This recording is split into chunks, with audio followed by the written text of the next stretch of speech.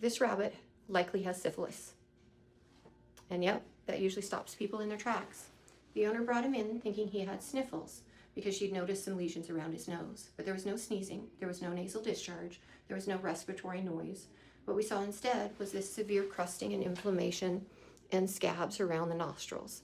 And that immediately told us this wasn't a primary respiratory problem. When people hear nose problem in a rabbit, they usually think of an infection in the airway. Snuffles, or upper respiratory disease, is the classic one.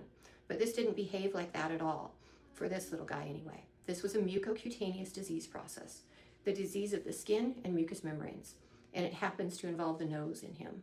In rabbits, syphilis refers to rabbit syphilis or treponema. It's a bacterial infection caused by Treponema caniculi. It's species specific. That means it affects rabbits only. It does not infect people or other household pets.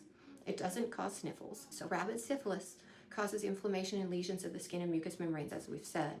The most commonly affected areas are often the nose and nostrils. I've actually seen pieces of the nose lost to this disease. The lips and the corners of the mouth, the eyelids, and the genital region. The lesions are typically thick and crusty, inflamed, and very painful looking. They can crack, they'll ulcerate, and they worsen over time. If they're not treated, they get very severe. And when they involve the nose, they do look dramatic, even though the rabbit is breathing completely normally. That's exactly what the case was for this little one. The lesions were new, but already severe. The rabbit was still, this little guy was still eating and active. He's otherwise clinically normal. He does live with a bonded rabbit and has no exposure to other rabbits. He doesn't get outdoors. So the obvious question is, how could this be syphilis? The answer is that rabbits can carry this infection quietly for months to years and often do. They may acquire it earlier in life from their mothers as babies and never show signs, or not show signs until later. Then a stressor occurs, they get immunosuppression, and it can trigger a flare.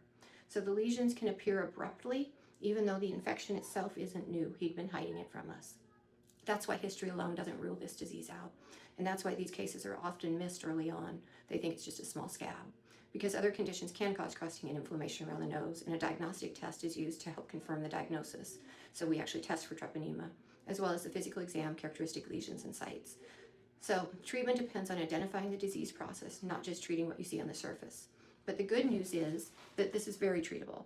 So we can eliminate this infection with treatment. Historically, we've used penicillin G sub-Q in the past. However, it's on back order in the US and it can't be obtained. Very frustrating. So now we're using azithromycin for 28 days to treat these.